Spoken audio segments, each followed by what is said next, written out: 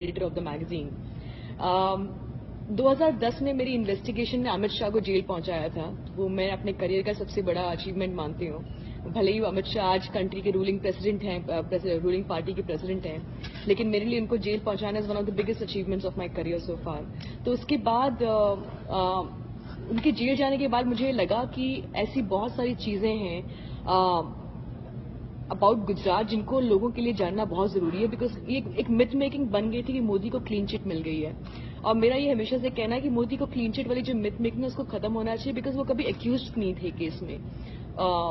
تو اسی لیے میں نے یہ ڈیسائیڈ کیا کہ مجھے انڈر کور جانا چاہیے. تہلکا کی مجھے پورا سپورٹ تھا.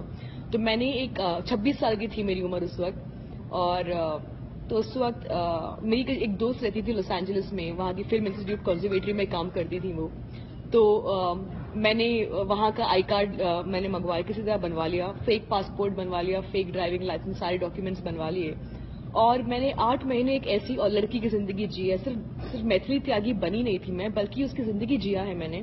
کیونکہ جب آپ انڈر کور ہوتے ہیں تو آپ کو اس انسان کی یو کی ناٹ بٹرے اینی ایلیمنٹ جو آپ نہیں ہے. اس کے لوگ جن سے میں ڈیل کر رہی تھی, جن کے ساتھ, وہ بیوروکریٹس تھے, ہوم سیکرٹری تھے. آخر انسان جن کا میں نے اسٹنگ آپریشن کیا وہ تھے مودی, آخری بار. اور تبھی تہلکا نے مجھے واپس بلا لیا. تو جس دن میں نے مودی کا اسٹنگ آپریشن کرنے گئی تھی, انہوں نے مجھے بتایا کہ وہ وویکانندا کی کتابیں دکھائی مجھے اور اوباما کی کتابیں دکھائی, اور کہا کہ کسی دن وہ اوباما کی طرح بننا چاہتے ہیں.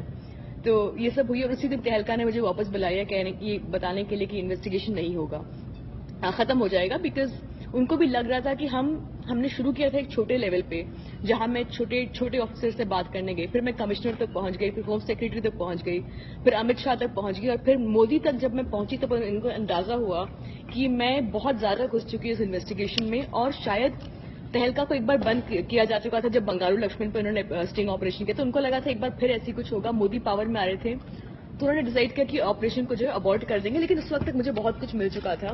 میں نے گجرات کے ہوم سیکرٹری کا اسٹنگ کیا تھا, commissioner of police, intelligence chief, deputy general of police, جو ٹاپ آفیسرز ہیں گجرات کے, ان سب کا اسٹنگ آپریشن کیا. میری باڈی پہ at any given point of time 6 camera ہوتے تھے, جن کو میں نے ڈیوائس کروایا تھا. میری کرتے میں, میری ڈائری میں, میرے پین میں, میری واچ میں, ہر جگہ ایک واچ ہوتا ہے, ایک کیمرہ ہوتا تھا, جس کو میں نے 8 مہینے تک میں نے ایک دم سسٹم میں انٹرنچ ہو گئی تھی. مطلب میں انہی کے سسٹم کا حصہ بن گئی تھی. مسلمانوں کی برائی کرنا, مائنورٹیز کی برائی کرنا, آر ایس ایس کی تعریف کرنا, آر ایس ایس کی آئیڈیالوجی کی تعریف کرنا, اس آئیڈیالوجی کو اپنی لائف میں ریفلیکٹ کرنا.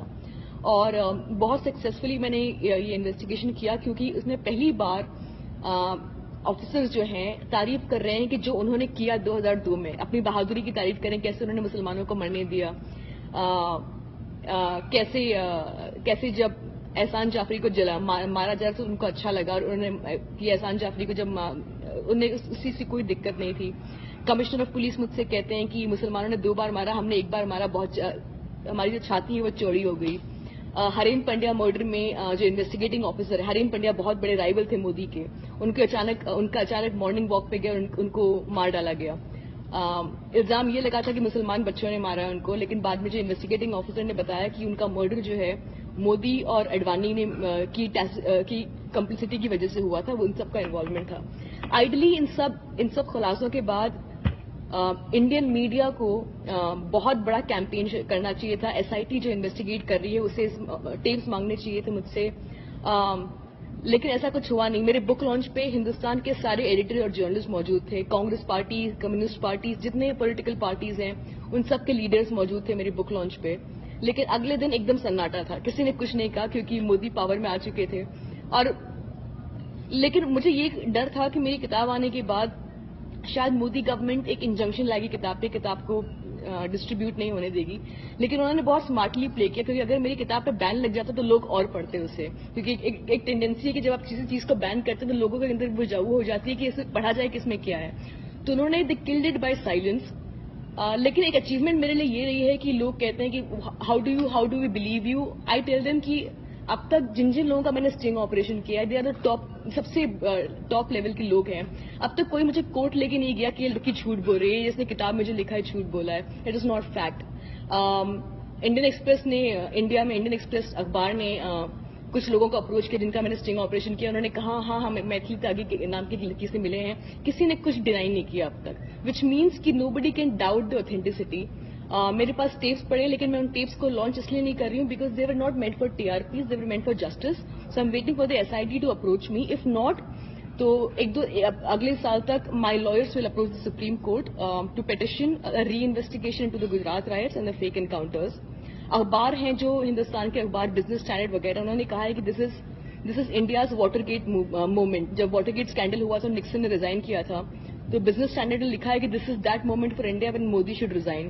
اس سال نومبر میں جوہانسبرگ میں ایک اوارڈ سیریمنی ہو رہی ہے global investigative journalism network, جنہوں نے پاناما پیپرز ریلیز کیا تھا پورے ورلڈ میں.